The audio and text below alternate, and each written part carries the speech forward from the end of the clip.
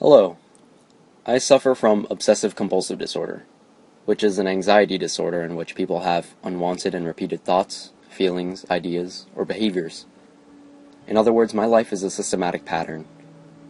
But yesterday, I experienced a flaw in my system. I awoke that morning in my lakeside home promptly at 6:45 a.m. as I do every morning. Before leaving my bedroom, I touched the doorknob 3 times. I had to. I needed to. On my way downstairs, I made sure not to step on the second to last step. I never touch that step. I just can't.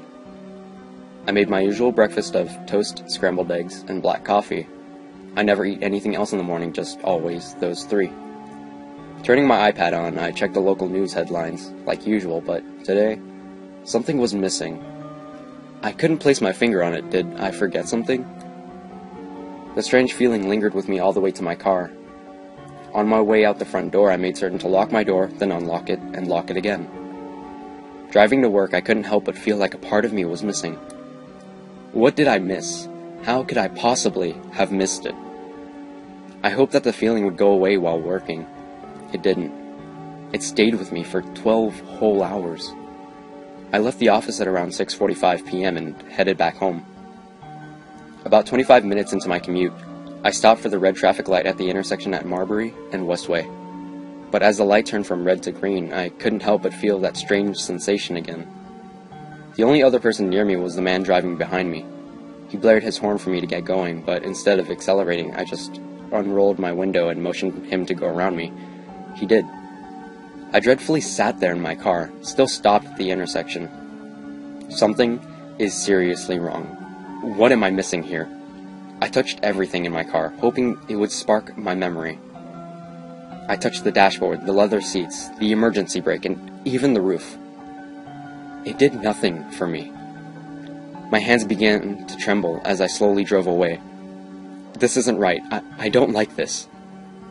Arriving home, I pulled my 1974 Mustang into the garage. I washed the car every weekday, but not on the weekends.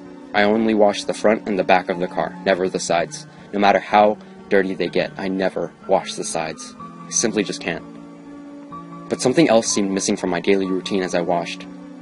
No, not again. First the news, then the intersection, now this.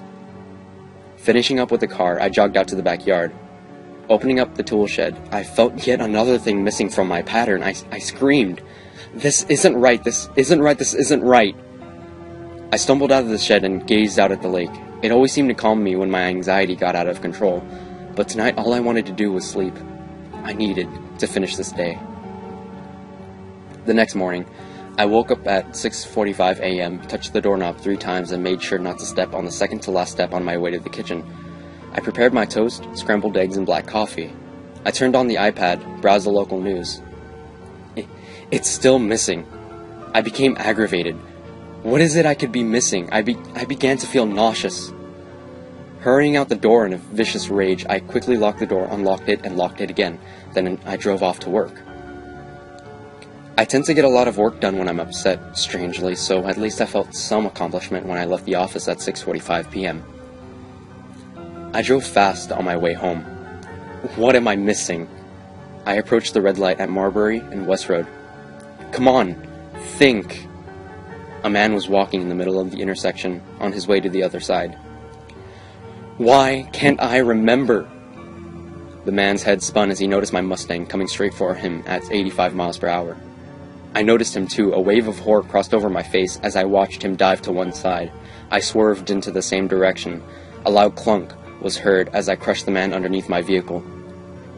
Oh God. Jumping out of my car, I hesitated on what to do. He lay there, writhing in agony, making horrendous guttural wails. I popped open the trunk to my Mustang, lifted the screaming man, and headed him in.